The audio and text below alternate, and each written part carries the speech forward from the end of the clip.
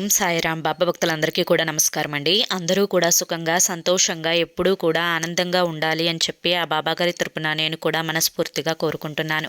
ఈరోజు బాబాగారు అందించే సందేశం ఏంటి అంటే కనుక, తప్పు చేస్తున్నావమ్మా, చూడకపోతే మాత్రం వెక్కి వెక్కి ఏడుస్తావు.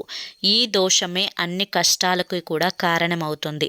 తేలికగా తీసుకోకు, పరిష్కారం ఇదే, జాగ్రత్త అని చెప్పి ఏదో తెలియని సందేశంతో బాబాగారు మన ముందుకు వచ్చారండి. మరి బాబాగారు ఏ సందేశం అందించినా కూడా అది మన మంచి కోసమే, మన భవిష్యత్తు కోసమే అని చెప్పి మనందరికీ కూడా తెలిసిన విషయమే కదా. కాబట్టి ఈ సందేశాన్ని ఎక్కడా కూడా ఎవరు స్కిప్ చేయకుండా చివరి వరకు చూడండి. అప్పుడే మీకు పూర్తి వివరాలు అనేవి తెలుస్తాయి. వీడియోలోకి వెళ్లే ముందు చాలామంది కూడా చెప్పుకోలేనటువంటి సమస్యలతోటి సతమతమైపోతూ వాటిని ఎలా తీర్చుకోవాలో తెలియక ఇబ్బంది పడిపోతూ ఉంటున్నారు. అటువంటి వారి కోసం శ్రీ షిరిడి సాయిబాబా ఆశీస్సులతో జ్యోతిష్యం చెప్పబడును గురూజీ శివరామరాజు గారు. Phone number 9959422552. మీరు ఇప్పటి వరకు ఎన్నో చోట్ల జ్యోతిష్యం చెప్పించుకుని మీరు ఆశించిన మార్పులు మీ జీవితాలలో జరగలేదని చెప్పి బాధపడి ఉంటారు. కానీ ఇక్కడ అసలు అలా జరగదండి. మీ సమస్యలు ఏవైతే ఉన్నాయో, ప్రేమ, పెళ్లి, ఉద్యోగం, రాజకీయం, సంతానం లేక ఇబ్బంది పడుతున్నా, భార్యాభర్తల మధ్య గొడవలున్నా, అప్పుల సమస్యలున్నా, శత్రువుల సమస్యలున్నా, అవేంటో మీరు గురువుగారికి వివరించి చెప్పినట్లయితే వాటికి తగిన పూజలు చేసి గురువుగారు మీకు రోజులలోనే పరిష్కారాన్ని చూపిస్తారు. గురువుగారు చెప్పింది చెప్పినట్లు 100కు 1000% జరుగుతుంది. నమ్మకంతో స్క్రీన్ మీద కనిపిస్తున్న నెంబర్కి అయితే కాంటాక్ట్ అవ్వండి. అంతేకాకుండా భార్యాభర్తల మధ్య వశీకరణ, స్త్రీ మరియు పురుషుల మధ్య వశీకరణ కూడా 100% జరపబడును. మాకున్నటువంటి ఎన్నో రకాలైన సమస్యలు కూడా గురువుగారు చేసిన పూజల వల్ల అవన్నీ తీరి ఈ రోజున మేము ఆనందంగా జీవితంలో ముందడుగు వేస్తున్నాము.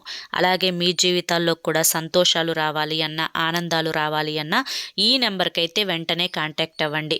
గురువుగారికి 50 సంవత్సరాల అనుభవం ఉందండి. గురువుగారు చెప్పింది చెప్పినట్లుగా జరిగి తీరుతుంది. కాంటాక్ట్ అవ్వండి.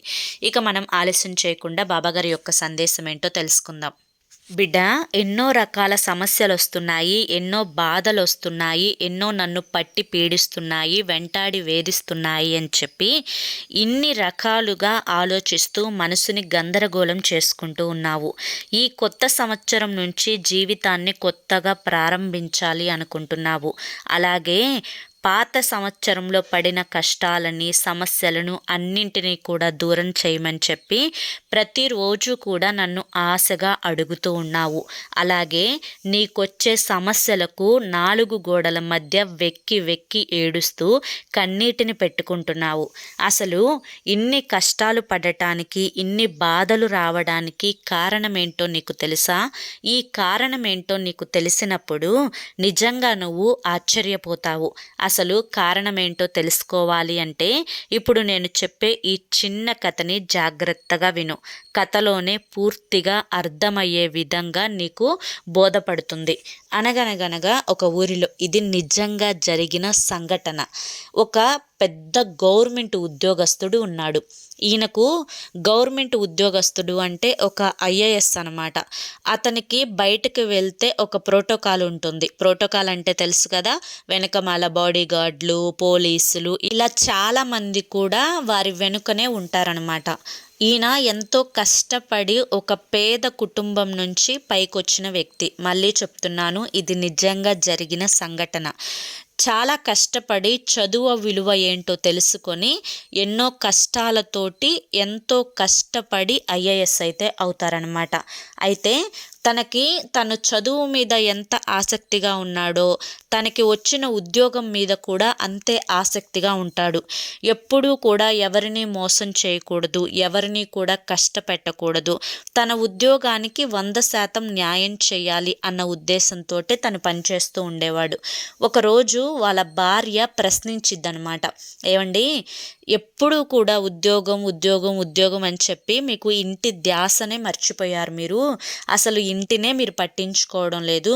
మనం సరదాగా బయటకు వెళ్ళి ఎన్ని రోజులైంది చెప్పండి, సరదాగా అలా బయటకు వెళ్ళి సరదాగా షికారుగా కొన్ని రోజులు తిరిగి వద్దాము, నా కోసం కొంత సమయాన్ని కేటాయించండి అని చెప్పి చాలా ప్రేమగా ఆసక్తిగా అడుగుతుందనమాట. తన భార్య అడిగిన మాటలకి ఒక్కసారిగా ఆలోచనలోకి వెళ్తాడు అతను మరి పెద్ద, అంటే ఒక్కసారిగా సెలవు పెట్టాలి అంటే అంత తేలిగ్గా కుదరదు కదా, గవర్నమెంట్ ఉద్యోగస్తులాయ, అందులోనూ సెలవు పెట్టాలంటే కొన్ని కారణాలు చెప్పుకోవాలి. పైగా ఈయన కిందనే చాలామంది ఉంటారు, ఈయనే పై అధికారి, ఈయనే రాకపోతే కింద వాళ్ళు చెప్పిన మాటలు వింటారా? సరిగ్గా వినరు కదా. కాబట్టి కొంత ఆలోచించుకొని సరే ఇంకిప్పుడు కాకపోతే ఎప్పుడు సమయాన్ని గడుపుతాము, ఇప్పటికే సగం వయసు అయిపోయింది, ఇంకెప్పుడు ఉంటాం సరదాగా అని చెప్పి తన భార్యకు ఓకే అని చెప్పి చెప్తాడనమాట. ఇక అదేనని చెప్పి సరదాగా తెల్లవారిన తర్వాత బట్టలన్నీ సర్దుకొని ఒక టూర్ అయితే బయలుదేరతారు. వీళ్ళిద్దరూ ఎంత పర్సనల్గా భార్యాభర్తలు అయినప్పటికీ కూడాను వీళ్ళకి ప్రైవసీ ఉండదు. ఎందుకంటే ఆయన గవర్నమెంట్ ఉద్యోగస్తుడు కాబట్టి అతని యొక్క సేఫ్టీ అనేది గవర్నమెంట్‌కి చాలా ముఖ్యం. అతనికి కూడా కొంతమంది శత్రువులు ఉంటారు. అతనిని చంపే ఉద్దేశం కూడా కొంతమందికి ఉంటుంది. రౌడీలు ఉంటారు. అలా కాబట్టి ఆయనకి కూడా కాస్త ప్రోటోకాలు, కొంచెం పోలీసులు ఒక 10 మంది ఆయన వెనుక, వీళ్ళు ముందు కారులో వెళ్ళినా కూడా ఈయన ముందు ఒక 2 కార్లు, వెనక 2 కార్లు ప్రోటోకాలు వీళ్ళంతా కూడా ఉంటారనమాట. సరే ఎవరి దారిన వారిది అనని చెప్పి ఎవరి ఉద్యోగాలకు ఆయన నో చెప్పకుండా ఈయన వెంటే తీసుకొని వెళ్తాడు. మరి ఆయనకు అవసరం. ఎందుకంటే ఏ సమయంలో ఏం జరుగుతుందో కూడా ఎవరు చెప్పలేరనమాట. అటువంటి పొజిషన్ అయింది.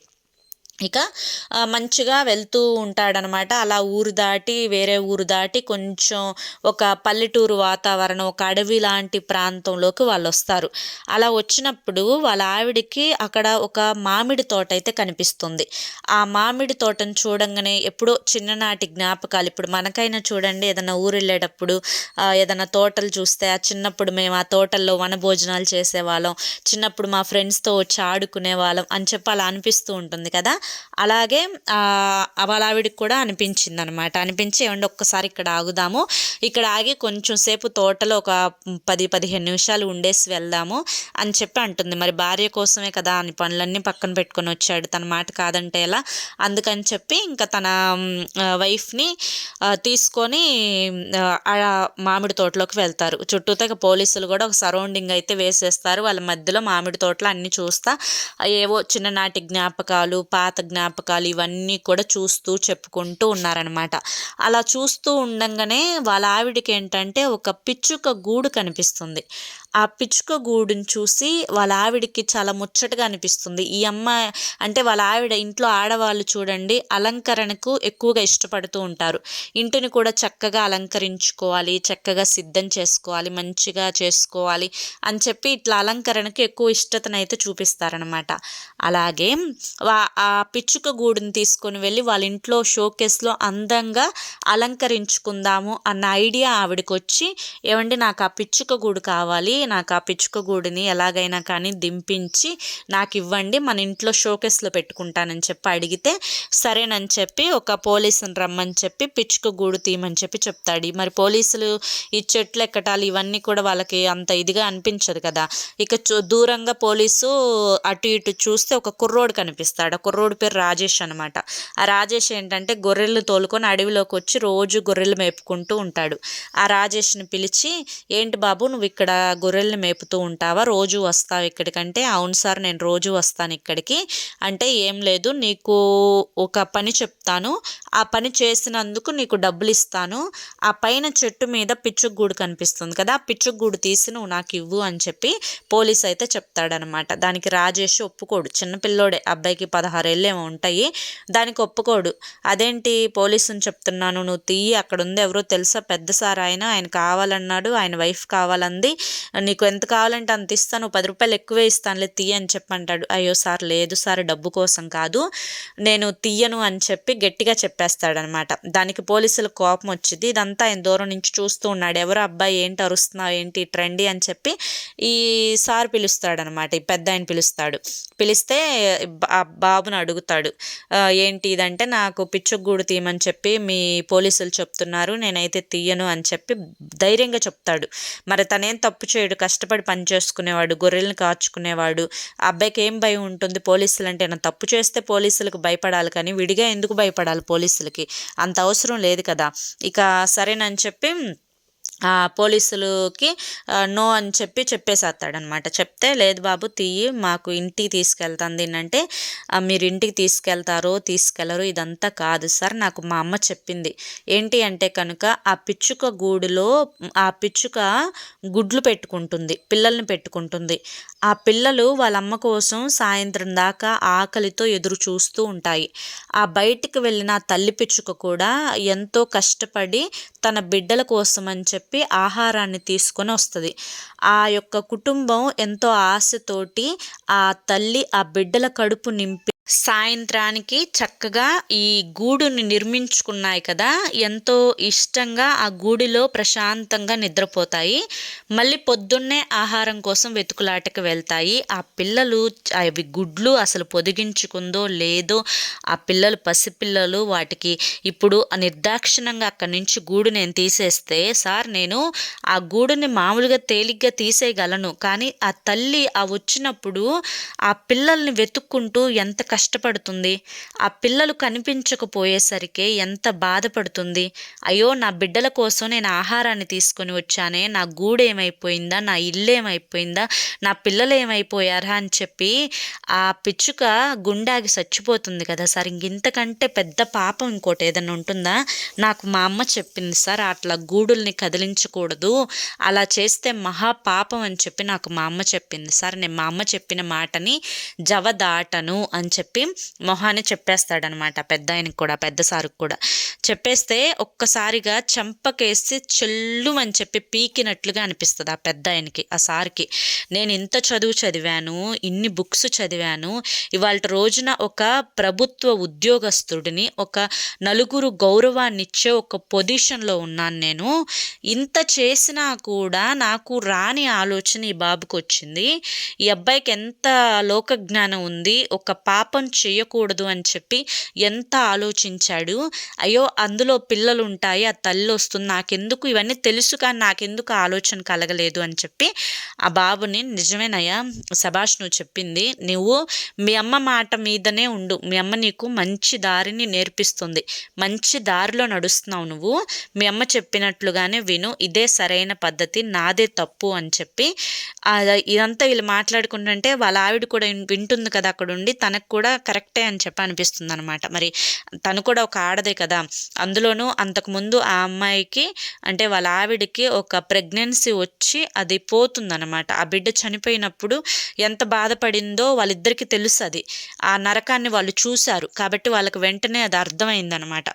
నిజంగానే ఏ జన్మలో ఏం పాపం చేశామో ఈ జన్మలో పిల్లలు కూడా లేకుండా పోయారు అని చెప్పి బాధపడుతూ, ఇద్దరు తప్పు చేద్దాం అనుకున్నాము, దేవుళ్ళలాగా ఈ అబ్బాయి మాకు ఇచ్చేశాడని చెప్పి అప్పటి నుంచి తను ఒక పుస్తకం రాసుకోవడం మొదలు పెడతాడు. ఆ పుస్తకంలో కూడా ఈ యొక్క పిచ్చుక కథ గురించి చాలా చక్కగా వివరంగా రాస్తాడనమాట. ఆయన ఎవరో కాదు, ఆయన పేరు ఏంటి అంటే ప్రధాన ఎన్నికల అధికారి టిఎన్ శేషన్ గారు అనమాట. ఇది నిజంగా జరిగిన సంఘటన. అంటే ఇక్కడ ఈ కథ ద్వారా బాబాగారు చెప్పాలి అనుకుంటున్నటువంటి నీతి ఏంటి అంటే కనుక, బిడ్డ ఎప్పుడైనా కానీ ఒక్క మాట చెప్తాను, జాగ్రత్తగా విను. మనిషికి ఒక చిన్న ముళ్ళు కుచ్చుకుంటేనో ప్రాణం పోయినట్లుగా అనిపిస్తుంది. అలాగే ఆ ముళ్ళు బయటికి తీసేంత వరకు కూడా ఎంతో నరకాన్ని ఆ మనిషి చూస్తాడు. చిన్న సూది గుచ్చుకుంటేనో, చిన్న ఇంజెక్షన్ చేస్తేనో, కడుపులో నొప్పి వస్తేనో, తలనొప్పి వస్తేనో, నేను భరించలేను, నాకేదన్నా అయిపోతుందేమో, నా ప్రాణం పోతుందేమోనని చెప్పి ఆ మనిషి పడే వేదన ఉంటుంది చూసారా. ఒక చిన్న అనారోగ్య సమస్య వస్తేనో, ఒక గుండెల్లో దడ వస్తేనో నాకు హార్ట్ అటాక్ వచ్చేస్తుందేమో, లేదంటే కనుక ఏదైనా దగ్గు వస్తే నాకు ఇంకేదైనా పెద్ద జబ్బు వచ్చేస్తుందేమో, ఇట్లా చీటికి మాటికి చిన్నదానికి పెద్దదానికి ఏ మనిషికైనా కానీ ప్రాణం మీదకి వెంటనే పీకుతుంది, ప్రాణం మీదకి ఆ మనసు పోతుందన్నమాట. అయ్యో నేను ఇది చేయలేకపోయాను, నాకు ఇదేమన్నా వస్తుందేమో అని చెప్పి అలా ప్రాణం మీద ఆశ పెంచుకుంటారు. అటువంటిది మనల్ని మన జాగ్రత్తలు చూసుకోవడానికి మన తల్లిదండ్రులు, భార్యలు, పిల్లలు, భర్తలు ఇలా ఎవరో ఒకళ్ళు కూడా కేర్ టేకర్గా ఉంటారు. మనల్ని చూసుకోవడానికి మనకి మనమే చాలు. ఎందుకు అంటే భగవంతుడు మనకు ఆ తెలివితేటలు ఇచ్చారు, ఆ కష్టం చేసుకునే శక్తిని కూడా ఇచ్చారు. కానీ జంతువులు అలా కాదు. అసలు ఈ చలికి రోడ్డు మీద ఎక్కడ పడుకుంటాయో, యాడ ముడుచుకొని పడుకుంటాయో, ఎక్కడ వాటికి స్థావరం దొరకదు. ఎప్పుడైనా ఇంట్లోకి వస్తేనే ఛాయ్ ఛాయ్ ఛాయ్ అని చెప్పి తోలేస్తూ ఉంటారు. అలాగే ఇక పక్షుల విషయానికి వస్తే పిచ్చుకలు ఈ మధ్య కాలంలో అసలు కనిపించడమే లేదు. ఆ పిచ్చుకలు ఎంత బాధని ఆ యొక్క వాటి తరాన్ని అంతం చేసుకుంటున్నాయో, ఈ యొక్క మొబైల్స్ వచ్చిన తర్వాత పక్షుల తాకిడి ఎంతగా తగ్గిపోయిందో. చిన్నప్పుడు మనకి ఎక్కడికైనా కానీ ఇంట్లో పిచ్చుక గూళ్ళు పెడుతూ ఉండేవి. ఎంత చక్కగా అవి పిచ్చుకలు గూళ్ళు అల్లుకునేవి, తయారు చేసుకునేవి. ఒక మనిషి ఇల్లు కట్టడానికి ఎంత కష్టపడతాడో అవి కూడా ఒక పీచు, ఒక పరక తెచ్చుకొని వాటిని ఇంటిని కట్టుకోవడానికి చేస్తాయి. తల్లి, ఇక్కడ మ్యాటర్ ఏంటి అన్నది ముఖ్యం కాదు. అది కూడా ఒక ప్రాణి, దానికి కూడా ఒక మనసు ఉంటుంది, దానికి ఒక కుటుంబం ఉంటుంది, దానికి ఒక నొప్పి ఉంటుంది, దాని ప్రాణం మీద దానికి తీపి ఉంటుంది. కాబట్టి ఎప్పుడూ కూడా కనీసం చీమకి కూడా అపకారం అనేది చేయకూడదు. ఏ జన్మలో ఏం పాపాలు చేశామో, ఏ జన్మలో ఏ యొక్క నరక యాతనలు ఎదుటి వారికి హింసించే విధంగా చేశామో తెలియదు, కానీ ఈ జన్మలో ఎన్నో పాపాలని అనుభవిస్తూ ఉన్నాము. కాబట్టి ఆ పాపాలు, కర్మలు, దోషాలు పోవాలి అంటే మూగ జీవులకి అప్పుడప్పుడు ఒక ముద్ద అన్నం పెట్టడం, వాటిని దగ్గరగా చేరదీసుకోవడం, వాటిని కూడా మచ్చిక చేసుకోవడం, వాటికి కూడా ఇష్టమైన ఆహారాన్ని గోడల మీద పెడుతూ ఉండడం. ఇక్కడ కాకైనా, పిచ్చుకైనా, చిలకైనా, పావురమైనా ఏదైనా ప్రాణే, అవి కూడా వాటి ప్రాణాలని కాపాడుకోవడానికి ఎంతో ప్రయత్నం చేస్తూ ఉంటాయి. ఎక్కడైనా ఆహారం దొరకకుండా పోతుందా అని చెప్పి ఎదురు చూస్తూ ఉంటాయి. ఎప్పుడు మన స్వార్థం కోసం, మన పొట్ట కోసం, మన తిండి కోసం, మన డబ్బు కోసం, మన వాటి కోసం మనం ఎప్పుడూ ఆలోచించుకుంటూనే ఉంటాము. మన జీవితం అంతా మన కోసమే ఆలోచించుకుంటూ ఉంటాం. మన జీవితంలో ఒక 2 రోజులు వాటి కోసం ఆలోచిస్తే, మీరు ఎన్ని యజ్ఞాలు చేసినా, ఎన్ని యాగాలు చేసినా కూడా రానటువంటి ఫలితం అనేది ఈ ఒక్కదానికే వస్తుంది అని చెప్పి మనకి పెద్దలు శాస్త్రాల్లో కూడా చెప్పారు. కాబట్టి బిడ్డ, ఇప్పటి నుంచైనా నేను నిన్ను ఆస్తులు పంచిపెట్టు, అంతస్తులు పంచిపెట్టు అని చెప్పడం లేదు. నువ్వు కష్టపడిన దాంట్లో మూగజీవులకు కాస్త ఒక ముద్ద అన్నం పెట్టే ప్రయత్నం చెయ్యి. గోడల మీద ఈ ఎండాకాలం వచ్చినప్పుడు ఒక గిన్నెతో నీళ్లు పెట్టే ప్రయత్నం చెయ్యి. వెనకటి రోజుల్లో ఇప్పుడు మనం తమలపాకు తోరణాలు, మామిడాకు తోరణాలు ఎలా కట్టుకునే వాళ్ళమో అప్పుడు వాళ్ళు ఒడ్లతోటి తోరణాల్లాగా కడితే ఆ ఒడ్లన్నీ తినడానికి పిచ్చుకలు వస్తూ ఉండేవి. అలా అవి తృప్తిగా తిని ఆ ఇంట్లో వాళ్ళందరూ కూడా సంతోషంగా ఉండాలి మాకు ఆహారాన్ని ఇచ్చినందుకు అని చెప్పి మనస్ఫూర్తిగా దీవించి వెళ్ళాయి. ఇప్పుడు మనకైనా కానివ్వండి, బాగా ఆకలేసినప్పుడు ఎవరైనా పెడితే అమ్మ టైంకి వచ్చి పెట్టాడు, కడుపు నిండా తిన్నామమ్మా అని చెప్పి అనుకుంటే అది వాళ్ళకి ఎంత పెద్ద ఆశీర్వాదమో తెలుసా. అలాగే చిన్నదానికైనా పెద్దదానికైనా కానీ ఎదుటి వారి నుంచి వచ్చే ఆశీర్వాదం అనేది చాలా చాలా ముఖ్యమైనది. ఏ దోషం వెంటాడుతుందో తెలియదు, కానీ కొన్ని కోటి యజ్ఞాలు చేసినా కూడా రానటువంటి పుణ్య ఫలితం అనేది నువ్వు మూగజీవులను ఆదరిస్తే వస్తుంది తల్లి. నువ్వు మూగజీవుల విషయంలో చాలా వరకు కూడా తెలుసో తెలియకో ఎన్నో తప్పులు చేశావు, ఎన్నో పొరపాట్లు చేశావు. ఇప్పటికైనా కానీ తెలుసుకొని నీకు చేతనైనంత సహాయం చేసే ప్రయత్నం చెయ్యి. దీనికి 1000 అవసరం లేదు, 100 అవసరం లేదు. కాస్త మంచి మనసుంటే చాలు. దీనివల్ల నీ జీవితంలో ఎన్నో రకాల మార్పులు వస్తాయి. మనకి గోమాత ఎంత ముఖ్యమో తెలుసు కదా. గోమాతకు పిడికెడు గడ్డి పెట్టినా కూడా నీకున్నటువంటి కర్మ దోషాలు అన్నీ కూడా తొలగిపోతాయి, జాతక దోషాలు తొలగిపోతాయి. అలాగే ఒక్కొక్క జంతువుకు, చీమలకు పెట్టినా కానీ, లేదంటే కనుక ఇంకా ఏ ఇతర జీవులకు పెట్టినా కానీ, పక్షులకు పెట్టినా కానీ ఎంతో పుణ్య ఫలితం అనేది దక్కుతుందనమాట. కాబట్టి ఇప్పటి నుంచైనా కానీ నువ్వు ఈ ప్రయత్నం చేసి చూస్తావు అని చెప్పి ఆశిస్తున్నాను. బిడ్డ, మానవ ప్రయత్నం అనేది ఎన్నో పుణ్య కార్యాలకు దారితీస్తుంది. ఆ పుణ్యం నీకు జీవితంలో ఏదో ఒక రూపాన నీ బిడ్డలకో నీకో ఉపయోగపడుతూనే ఉంటుంది. కాబట్టి తప్పకుండా నువ్వు తెలుసుకొని తీరాల్సిందే. చేసి తీరాల్సిందే, అప్పుడే నీ జీవితం అనేది ధన్యమవుతుంది అని చెప్పి ఈరోజు బాబాగారు మనకి చాలా చక్కటి సందేశాన్ని అందించారండి. ఎప్పటిలాగా సందేశాలు మన యొక్క భవిష్యత్తు గురించే మన కోసమే తెలుసుకోవాలి అని చెప్పి అనిపిస్తూ ఉంటుంది. కానీ మనతో పాటు మన చుట్టుపక్కల ఉండే వాటిని మనం ఎంత చిన్న చూపు చూస్తూ ఉన్నామో అది మన మనస్సుని ఒక్కసారి ప్రశ్నించుకుంటే అర్థమవుతుంది. అలా జరగకూడదు అన్న ఉద్దేశంతో బాబాగారు ఇలా చెప్పారనమాట. మరి బాబాగారు చెప్పిన ఈ సందేశంలో ఉండే ఆంతర్యం మీ అందరికీ కూడా నచ్చింది, అర్థమైంది అని చెప్పి అనుకుంటున్నాను. నచ్చింది, అర్థమైంది అని చెప్పి అనిపిస్తే ఈ వీడియోకి ఒక లైక్ ఇవ్వండి. లైక్ ఇచ్చిన వెంటనే హైప్ అని వస్తుంది, హైప్ ఇవ్వండి. కింద కామెంట్ సెక్షన్లో ఓం సాయిరామ్ అని చెప్పి టైప్ చేయండి. మొదటిసారి మన సాయి పిలుపు ఛానల్లోకి వచ్చినట్లయితే మన ఛానల్ని సబ్స్క్రైబ్ చేసుకుని సపోర్ట్ చేయండి. రేపు మరొక మంచి వీడియోతోటి మళ్ళీ కలుసుకుందాం. అంతవరకు కూడా బాబాగారి యొక్క ఆశీస్సులు మీ మీద, మీ కుటుంబ సభ్యుల మీద ఎల్లకాలం ఉండాలి అని చెప్పి మనస్ఫూర్తిగా కోరుకుంటూ సర్వేజన సుఖినో భవంతు. ఓం సాయిరామ్.